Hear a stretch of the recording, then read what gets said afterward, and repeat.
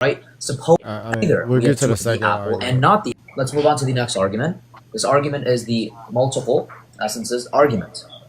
If we say that for all x and y, if x and y share the same essence, then x and y share the same set of essential properties. That is an analytic truth. If the Father and the Son share the same essence, then the Father and the Son share the same exact set of essential properties. That follows from premise 1. If the Father is essentially paternal and the Son is not essentially paternal, then the Father has the essential property of paternity and the Son does not have the essential property of paternity. That's enough. This is damn near Adam's argument. Or Scooby-Doo's argument. Yeah. Wake up. I don't even know if my talk is gonna hear me because it's gonna be chopped. No, sounds good now. Nah, but like essential is in the word. It's about the essence. Yeah, exactly. Properties of the essence. No one, at least no one who knows anything relevant to this discussion is gonna say paternity is something that's of the essence. Yeah. So here. If the Father is essentially paternal and the Son is not essentially paternal, then the Father has the essential property of paternity and the Son does not have the essential property of paternity. That's an analytic truth. The Father is essentially paternal and the Son is not essentially paternal. Conclusion 1, therefore the Father has the essential property of paternity and the Son does not have the essential property of paternity. The inference rule for that is modus ponens coming from 3 and 4. Premise 3 and 4. If the Father has the essential property of paternity and the Son does not have the essential property of paternity. I want to write it out. It's so pointless, bro. It's just pointless, bro. Yeah, no, I know. Like the terms aren't even correct. Like, yeah, I know.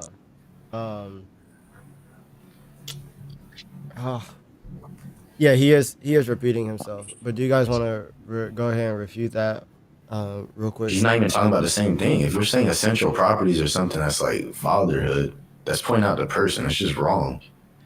Like they're mixing up and a lot of times people mix up essential properties and like necessary properties. Like it's irrelevant though, but like you can't say that's an essential property and then say, oh yeah, but it belongs to this person.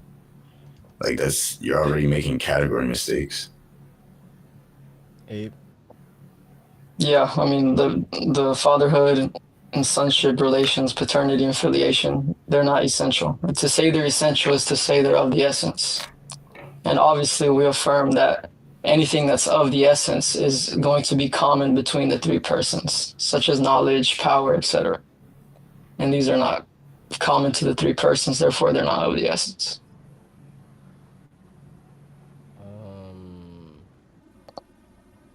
Which I think would be the third premise he gave out. Yeah, I think so. So we just deny it. And like there is clear his argument contains premises that we are clearly going to reject. And the issue is that he's not going to give any sort of defense or proof of these premises. All right, my fault. I had to see if I could pull up a transcript so I could copy and paste when I want to. Paternity, then it is not the case that the Father and the Son share the same set of essential properties. That is also an analytic truth. And for those who are wondering, an analytic truth is a truth that is true by definition.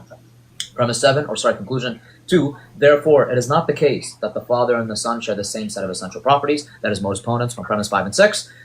Conclusion 3, therefore, it is not the case that the Father and the Son share the same essence, and that is modus tollens coming from premise 2 and 7, and that the conclusion essentially is detrimental and it's a reductio ad absurdum because it is essentially saying that the Father and the Son, they have different essences, therefore they are not the same God. So let's give a simple example to everyone, right? Let's say John and Barley. They share a common human nature, but John has some properties that are essential to his being that are not essential to Barley's being. Hence, John and Barley have two distinct sets of essential properties, henceforth two beings. In simple terms, same essence. Yeah, my fault. So he's actually right in giving this example, right? Like this would obviously make John and Barley two humans. But again, the issue is that the properties he put forth as being uncommon are not essential. Doesn't he try and argue later that they're not two humans? Who? And us. I think Q-Top tries to argue that that we're not two humans because we have different essential properties. I think that's what he was doing. That's kind of weird. But right now, Yeah, Jordan, just check the Wi-Fi, Jordan. He gonna leave. Don't tell him nothing, bro. Don't tell him nothing. He gonna leave. You're cutting out, bad. See, he gonna shut his whole computer down. He gonna leave, bro. Chill.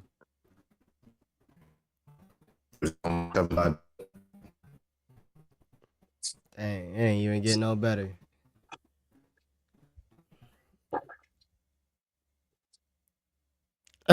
Now he gone, bro. Damn. They say he fading in and out of existence.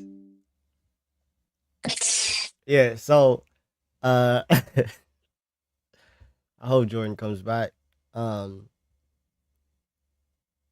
yeah, this argument is worse than the first, like way worse than the first. He equivocates on essential properties as well. But yeah, in this example, obviously, Abe, you could continue saying what you were saying. Yeah, I basically already said. So if Okay. you want me to repeat myself, or Nah, but like what Jordan was saying in regards to, there's a difference between essential properties and necessary. Like it's necessary that like the father is the father, but this isn't like absolute property of the essence, right? So it's not that the essence is paternity or paternal. So this isn't a property that would be necessary for the son to have. It would be necessary for the son to have the hypostatic property of filiation, or right? But that's not an absolute property of the essence. So that wouldn't. This is a really really bad objection. Like truthfully. yeah, when we're talking about properties of the essence, like you said, we're also mentioning those things which are absolute, not relative. Yeah. And paternity and filiation, all these are relative. Yeah. So that means like the things that are absolute are the things that like are, when we're talking about what God is, right? Like all powerful, all knowing, or whatever. These are like absolute properties. They like pertain to all three persons. Obviously, they're of the essence. Relative properties, or like hypostatic properties, you might hear that term on TikTok. But obviously they're not absolute properties. So they don't pertain to the whole essence, and they wouldn't be